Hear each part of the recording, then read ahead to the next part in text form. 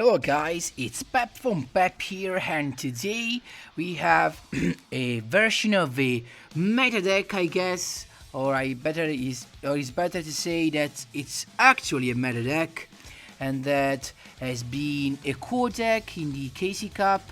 It has had its place in a relevant place, we have to say, in this KC Cup. But let's go to the deck. It actually is Lunalight. So as you can see, I have all the cards in gray because I actually do not own the card. So as you know, I'm a free-to-play player, so there are a lot of boxes that I have to skip if I wanna keep being competitive, but also if I wanna enjoy the game. So if I want to play the cards I like, also that I have my preferred archetypes, my favorite archetypes, and I want definitely to go after that. So I do not want to buy or to spend my gems on cards that I do not like to play at all. But thanks to a friend, I managed to test also cards that I do not own, and this is the case of Lunalight. So I also have some replays, so in the replays you will not see my name, of course, in the duelist. My friend is Loki3093 that made some replays for me. He helped me with the Lunalight. I got the ideas, and he helped me realize it with this deck that's really powerful. And in particular, what's the difference between this deck and the others of the meta one is the important use of a tech card. But let's start from the beginning, and of course from the skill. The skill I've chosen is Master of Fusion. For all who do not know what it does, it's pretty easy. Every time you lose 1,000 life points, you can return one card from your hand to the deck to add the polymerization from outside your deck. So this means you do not need to play it in your deck. So this is pretty cool, of course, and it's perfect for a deck that relies on fusion summon. So that poly can be used, of course, either to fusion summon a Neos, a Brave Neos, or to go for any of the Lunalight fusion monsters. Then we have the Lunalight. From among the Lunalight monsters, we have Martin. That's the core card, that's the core of the engine. Why?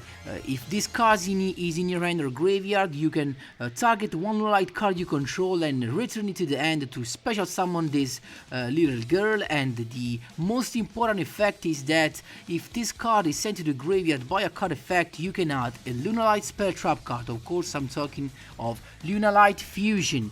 Why Lunalight Fusion is so good? Because if your opponent controls a monster that was special summoned by the extra deck, from the extra deck, you can use also one Lunalight monster from your deck or extra deck for as a fusion material. This is huge, guys. Really good. So keep in mind that you can summon, for example, your Lunalight Cat Dancer, just sending a Lunalight Saber Dancer. So and then you can use also the effect of Lunalight Saber Dancer to target one fusion monster you control to gain 3000 attack until the end of that turn. So that's pretty huge combo. And then we have the other core card of the Lunalight engine, Crimson Fox. If this card is sent to the graveyard by a card effect, this means, of course, if it's sent for a fusion summon, either by the use of Lunalight Fusion or by the use of Neos Fusion, you get to choose a face-up monster your opponent controls and change its attack to 0 until the end of the turn. And also it has such good defense effect. So if it's in the graveyard, you can banish this card from the graveyard, negate the effect of a card that targets a Lunalight monster on the field, and if you do, each player gains 1,000 life points. So effect negate, pretty good, of course, also only if it targets. Then we have Lunalight Emerald Bird. It's just it can help you draw, so some draw power, and of course it helps fill the graveyard with Lunalight monster. So because if it's normal or special summon, you can send one Lunalight card from your hand to the graveyard to draw one more card, and also if it's sent to the graveyard by a card effect, you get to special summon one level 4 or lower Lunalight monster that was banished, but it has its effect negated. Then the last but not least is Lunalight White Rabbit. That's the only Lunalight monster that can help us get rid of backrow cards. Why did I not put 3 copies of that? Because I need the Cosmic Cyclone. I just prefer the Cosmic Cyclone because they really can help trigger the skill and add a polymerization from outside the deck to my hand, so that I go so that I can go for more fusion summon in one turn. So really good. That's the engine. Of course, if you do not own the skill Master of Fusion, or if you'd like to play another skill such as Greed, that's another good skill, you can definitely get rid of the two Cosmic Cyclone to put 2 other Lunalight White Rabbit, so that you still have the way to get rid of backrow cards. And then we have, of course, Neos Fusion, only one, guys, because I think that Kitroid was really important in this deck.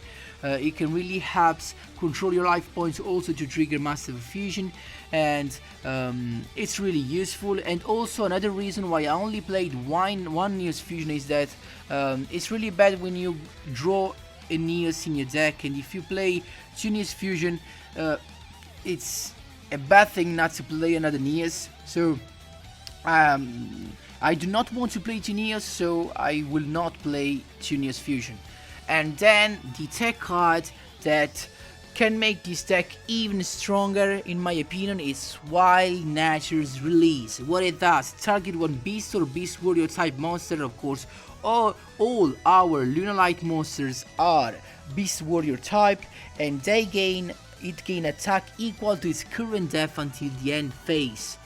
And the negative aspect is that in the end phase you get to destroy it.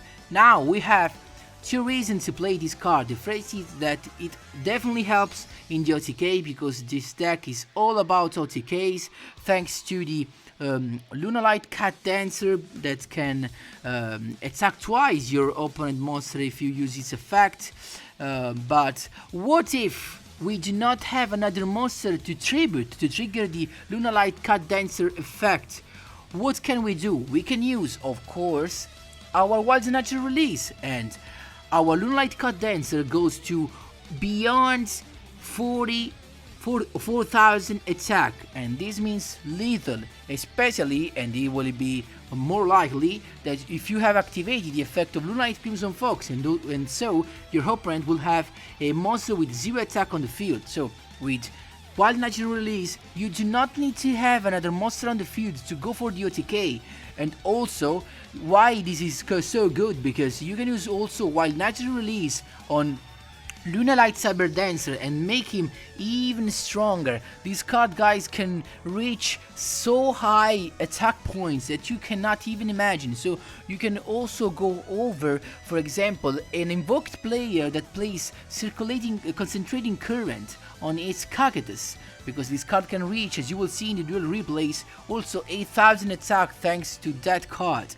And what's the good thing also is that thanks to the effect of Lunalight, of course, she gains 200 attacks for each beast warrior type monster in the graveyard. Oh, that's banished.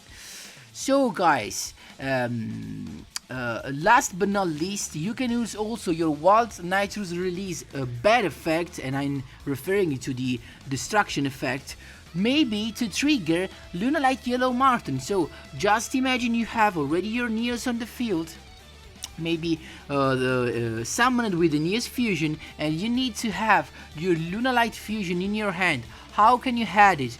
You can of course set your Marten and wait your opponent to destroy it, but if your opponent knows that you're playing Lunalight, he will not send Marten to the graveyard, because he will not want you to add your Lunalight Fusion. And so how can you do it? You can summon your Lunalight Yellow Marten in attack position, use your Wild Nitro release and he gets an attack with the 2800s, and then in the end phase, as soon as Lunalight Marten gets destroyed with the effect of Wild Nitro release, you get to add your Lunalight Fusion back to your hand. So this is another good combo that features your Wild Nitro release.